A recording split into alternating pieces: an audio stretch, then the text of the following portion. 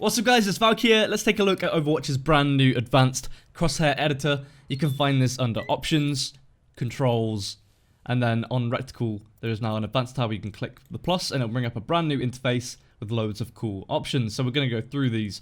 So to begin with, we're going to look at the type. So we have default. That basically means, for example, Hanzo has his own custom crosshair, which you can't change. But you can change his crosshair to the other custom ones that you're going to be making, the crosshair, the dot, or anything else. It just means you can't change his original crosshair. So any default set crosshairs to any of the heroes. Circle, which is a circle around a dot. Crosshairs, again, is a crosshair around the dot. Circle and crosshair, or just dot. So let's take a look at circle. So what you can do here is, the first option is bloom. So if I click that on, it basically means if there's any sort of recoil, you can kind of see when you need to stop spraying to reset the recoil. It's something that I don't really use. I'm actually going to turn bloom off, but you can see on the left hand side an example of how it's going to look. So I'm going to turn that off.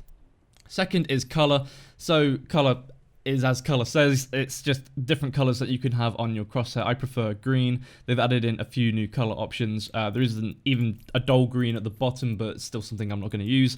That's color as it is. Thickness is how thick the walls of the circle are. So you can see to the left hand side where towards 0 is a very thin circle, and then all the way to like a donut style circle. You can even pretty much enclose it completely. Width is not applicable to this one. Center gap is how big the center circle is, so the kind of blank space in the middle, and you can see if you change it, it expands and decreases the size of the circle in the middle, changing the crosshair. Opacity is how much you can see it, so 0 means you can't see it at all the way up to 100, which means you can. Some people like to change the opacity to maybe half, because then you can, you know, see your crosshair, but then also it doesn't distract if somebody goes behind it. You can still see and track them if you like to have a bit of a bigger crosshair. And then in the middle you can have dot size, so you can actually change the dot size to 0 to get rid of the dot completely, so you can just have the circle, or change it all the way up to have the biggest dot, which is size 10, and then the dot also has an opacity section as well, so you can change how much you can see the dot. So you can either have 0, get rid of it, or you can have all the way up to 100 and have it, you know, fully seen. Let's take a look at the next one, crosshairs. So there was short crosshairs on the older version of Overwatch, but now you can change that to your liking. Again, bloom is something that I'm not going to use. So thickness is thickness of each of the... I can't remember what the technical term is for the lines. I'm going to call them lines for now.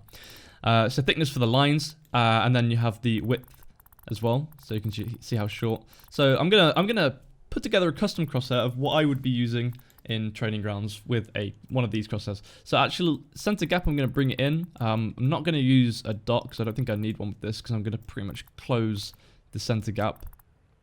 Then thickness, just change the thickness down a little bit. How do I like it? So I don't want it too big, but I don't want it too small either. So I'm probably going to have it, you know, something around this. It's something very similar that I've used in other games as well. And I'm probably going to have about 50% opacity. Maybe let's do 60%. So no dot. It doesn't matter if the dot opacity is on or not, because dot isn't even there. So there you go. There's a custom crosshair for something that I would be using with the crosshair. Next one is circle and crosshair. So this is like Overwatch has said, right, we want to give you every reticle option. So you're gonna have the crosshairs, you're gonna have the circle, you're gonna have the dot. So if I make this bigger, you can see what I mean by that. So change the size, center gap up, even put a dot in there. So you can kind of see that this is pretty much every type of crosshair option they want to provide to everybody, so that everybody kind of has their preference in reticle. Again, the options are still the same, you know, the thickness, the width of it, the center gap, how big the circle is in the middle, the opacity, how much you can see it, so just get rid of it, it's just a dot again. And so like the bottom two options are pretty much just for the dots themselves. But yeah, that's circle and crosshairs, and the last one is simply dot. So all of these ones at the top don't apply. I don't think in bloom doesn't even apply either. And then it's just dot size from 0 to 10, and then opacity. So pretty simple stuff.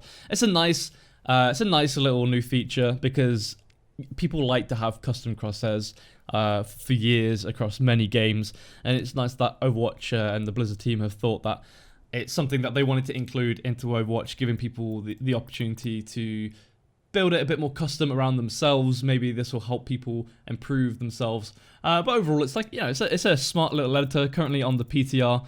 Most likely, I don't think there'll be any changes to this. It seems to have everything that I would expect in a Crosshair editor.